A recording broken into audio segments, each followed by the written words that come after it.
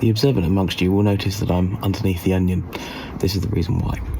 Frankly, I'm an idiot. So, two things. Firstly, the starter motor was touching the back of the heat wrap, or rather one of the studs was. I have bought a saw which is flexible. You can sort of just see off against my overall trousers, which allowed me to cut the end of the stud off in situ, because otherwise I've got to try and do these bolts, take the manifold off, and then slide the whole thing that way to get to it. So that's done. Also, the igniter wire for the starter had a different terminal on it, so I've just changed the terminal over. I've got a new crimp set thingy, so I've done that. It's going to shrink wrap that on there now, just so I know which one that is, and I need to connect everything up. I'd also managed to connect the cables to the wrong side on the motor, starter motor, which is really, really smart. So I'm just going to put this all back together and then reattach the exhaust manifold, which I've had to jack up slightly just to get it out of the way, and then hopefully everything should settle into the right place. Okay, another night down the garage. A couple of things that have been a bit of an issue, really.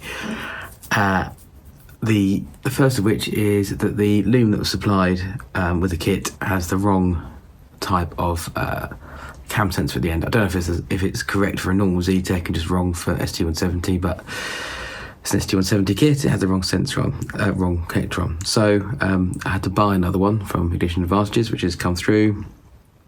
To repin and reconnect the end. So I have took it all apart nicely using the depinning tool. Slid the connector at the end of the plug, and the blue cable snapped. So there's two cables, one that just snapped off. So that's weird. It's almost like it's been brittle, but anyway. I then put the new terminal on the end, I did both actually. One went on fine, brown one. But put the blue one on, blue cable snapped again. So really not sure what's going on with that, but nevertheless, I'm now pinned down and couldn't finish the connector. It's getting a bit tight now as well into the back of the plug. So I have emailed Ignition Advantages and or rather messaged them via Facebook, and we've had a chat on a couple of posts on different bits and pieces about different stuff, but not had a response back yet, and that was a couple of days ago, something like that, 3 days ago, 2-3 days ago. So thankfully, because I kept all the old looms, I have all the old plugs, so I'm going to reuse the old plug from the original car loom, and I'm going to solder the cables together. So these are the cables. You can see the blue one's considerably shorter than the brown. I actually went to just go and cut that. I thought, I'll take a quick video just to show you what I've been up to. So they fit on really nicely. I bought the proper crimping tool, decent crimping tool to do this with. So that one was on fine, that one was on fine, and it just snapped off.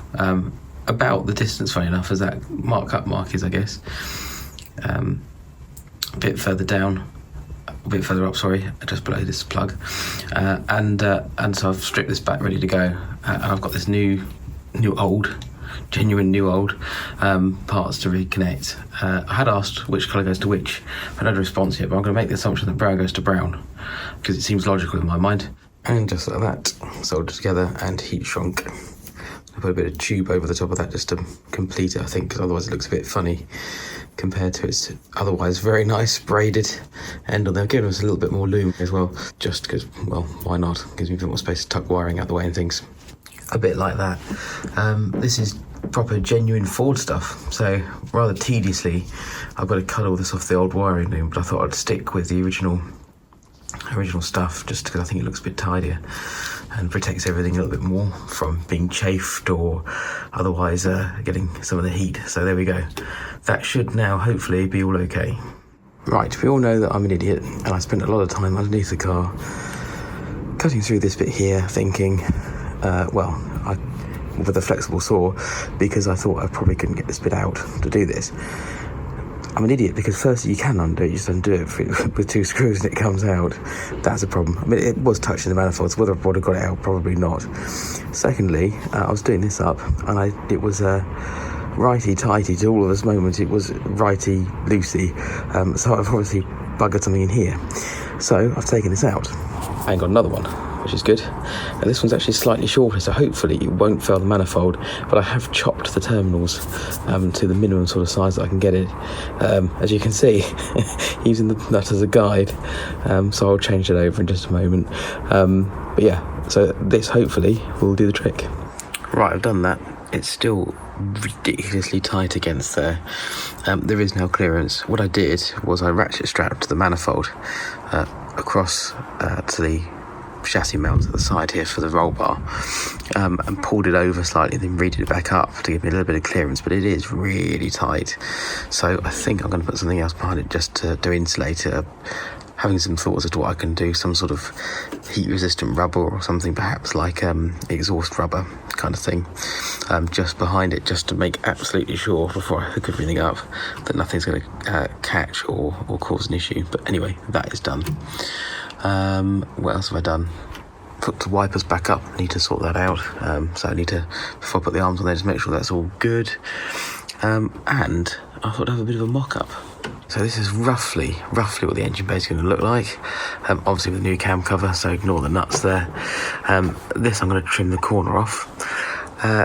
This hose I think is near enough there if I can connect those two together successfully and connect to the airbox successfully. This is of a Fiesta ST. It has a little takeoff down there, you can probably just about see, which is currently running next to the brake lines. I'm going to have to adjust those ever so slightly, being copper. I can just bend them out of the way. But I'm thinking about using that hole there to put my airflow sensor in. But yeah, I think that looks pretty reasonable. This is the intention, of course, of this is trying to make it look relatively factory, and that is a genuine 4-bit. So maybe that might just do the trick for us. Yeah, I've bought some heat shield sheet to go in here, so I need to make something up to go in here. I'm going to try and copy that curve, that end, so it cuts around and goes down the front, so it looks a little bit more standard. What else needs to be done then? Well, still need to connect up the vacuum hoses, still need to sort out the fuel lines. I was chatting to Mikey about how to do that. I think probably some sort of 90-degree terminal on there, and then we've got to mount the fuel filter. He'd suggested mounting it behind the airbox, which seems like quite a smart place to put it, so that's got potential. I've also got to still sort out the front suspension. I'm going to strip these down to the hub and then put them together, I think, because it's just too heavy, I can't lift it presently. Sort the garage out. And then a bit more wiring to do. He's very kindly sent me the map from his van, which does this.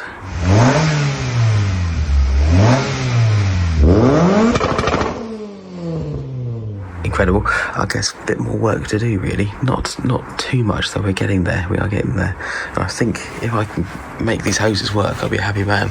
Partly because it will save a lot of money, but mostly because I think it'll look pretty OEM, like it's meant to be there, which is exactly what I'm after. In other news, I've been raiding my parts bin. This hose, if you remember, I had to do the ugly join down there. Looks like it might be about perfect for going across to the heat matrix and across all the way back over here and joining somewhere down there, which I think will look a lot tidier. So yeah, that's a possibility. Again, a Ford hose. I think it's focused looking at it. I'm sure someone will tell me. But that's got potential. I've also got this one, which you can just about see, which is huge. Which again might be the answer for coming up from this one down here. So we'll see. It's one for another day, I think.